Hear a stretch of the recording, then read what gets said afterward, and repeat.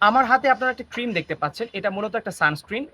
সানস্ক্রিনের কথা বললেই আপনারা মনে করেন এটা ফর্সা হওয়ার ক্রিম, এটা শুধু মেয়েরা ব্যবহার করবে, এটা ছেলেদের ব্যবহার করার প্রয়োজন নেই।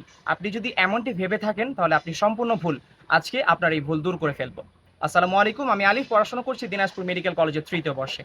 আজকে আমরা জানবো সানস্ক্রিন কি, সানস্ক্রিন কারা ব্যবহার করতে পারবে এবং এটি আপনি কিভাবে ব্যবহার করবেন। সূর্যের দুটি ক্ষতিকর রশ্মি রয়েছে, একটি হলো ইউভিএ এবং আরেকটি হলো ইউভিবি।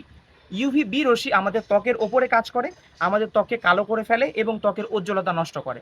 অন্যদিকে ইউভিএ রশ্মিটি সরাসরি আমাদের ত্বক ভেদ করে ভেতর পর্যন্ত যায় এবং আমাদের ত্বকের ক্যান্সার সৃষ্টি করে। তাহলে বুঝতেই পারছেন এই দুটি রশ্মি কত ভয়াবহ। আর এখানে সানস্ক্রিন আমাদের ত্বকের প্রোটেক্টর হিসেবে কাজ করে, ইউভি রশ্মিগুলোকে আমাদের ত্বকে পড়তে বাধা দেয়। তাই বাংলাদেশের বর্তমান আবহাওয়ার প্রেক্ষাপটে ত্বকের ক্যান্সার থেকে রক্ষা পেতে সানস্ক্রিন ব্যবহার করা অত্যাবশ্যকীয় হয়ে পড়েছে। এখন আসি আপনি সানস্ক্রিন কিভাবে ব্যবহার করবেন। আপনি রোদে যাওয়ার ঠিক ২০ মিনিট আগে আপনার ত্বকের যেই অংশগুলোতে সরাসরি সূর্যের আলো পড়ে সেই অংশগুলোতে আপনি সানস্ক্রিন ব্যবহার করবেন। যেমন আপনার মুখের ত্বক, আপনার ঘাড়, আপনার গলা এবং আপনার হাত।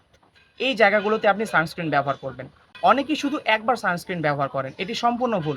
আপনি যতবার রোদে যাবেন ঠিক ততবারই আপনাকে সানস্ক্রিন ব্যবহার করতে হবে, কেননা ঘামের মাধ্যমে আপনার সানস্ক্রিন উঠে যায়। এখন আসি কোন সানস্ক্রিনটি আপনি ব্যবহার করবেন। বাজারে বিভিন্ন নামি দামি ব্র্যান্ডের সানস্ক্রিন পাওয়া যায়, আপনি যে কোনো একটি ব্যবহার করতে পারেন। তবে বাংলাদেশের বর্তমান আবহাওয়ার প্রেক্ষাপটে যে সানস্ক্রিনে SPF 50+ লেখা আছে সেই সানস্ক্রিনটি আপনি ব্যবহার করবেন। SPF হলো সান প্রোটেক্টিং ফ্যাক্টর।